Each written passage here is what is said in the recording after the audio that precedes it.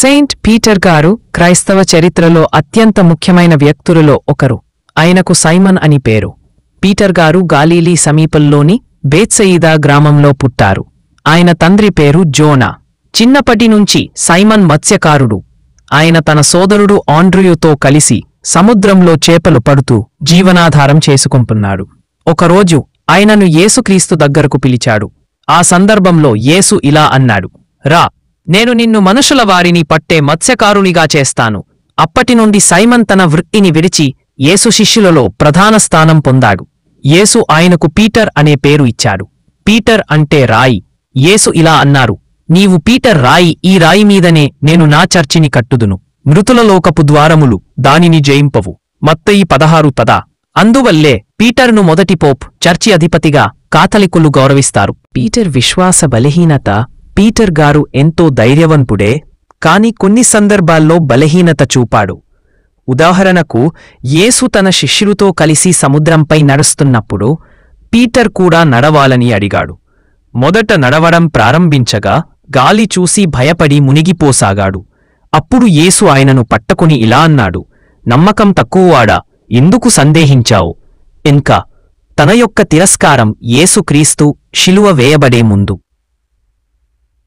Peter చాలా ధైర్యంగా నేను మీకోసం చచ్చేవరకు సిద్ధం అని అన్నాడు.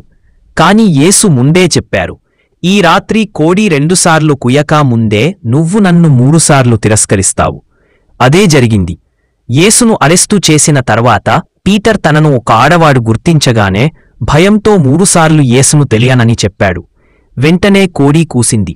పీటర్ బయటికి వెళ్లి కన్నీళ్లు పెట్టాడు. ఇది ఆయన పశ్చాత్తాపం యొక్క ఉదాహరణ. పీటర్ పునరుద్ధరణ. యేసు మృతికి 3 రోజుల తరువాత పునరుద్ధానమయ్యాడు.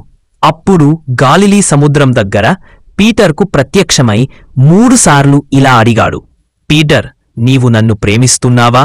పీటర్ 3 సార్లు సమాధానం చెప్పాడు, ప్రభూ, నేను నిన్ను ప్రేమిస్తున్నాను.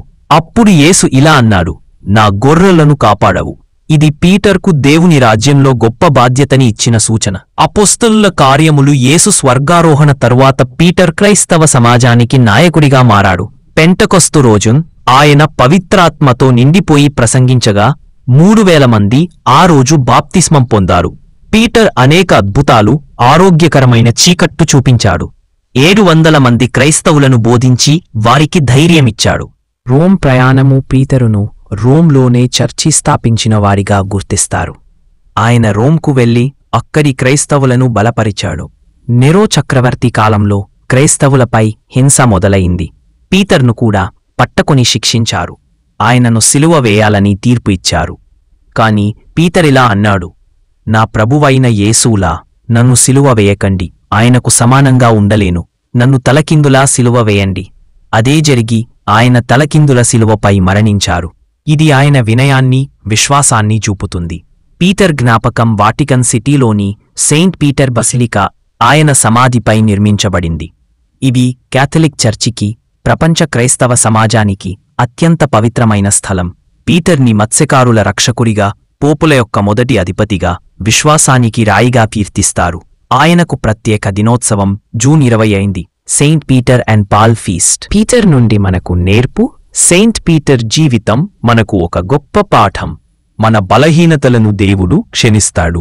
పశ్చాత్తాపం వల్ల మనం మరింత బలంగా మారగలము. దేవుడు మనలో విశ్వాసముంచితే మనం అశక్తులైన గొప్ప పనులు చేయగలం. ముగింపు. ఈ విధంగా సెయింట్ పీటర్ జీవితం ఒక సాధారణ మత్స్యకారుడి నుంచి చర్చి స్థాపకుడుగా మారిన గొప్ప మార్పు. ఆయన బలహీనత, పశ్చాత్తాపం, ధైర్యం, చివరికి ప్రాణత్యాగం ప్రతి క్రైస్తవునికి స్ఫూర్తి. నీవు రాయి, ఈ రాయి మీద నేను నా చర్చిని కట్టుదును అనే యేసు మాటలు పీటర్ జీవితం ద్వారా సత్యమయ్యాయి.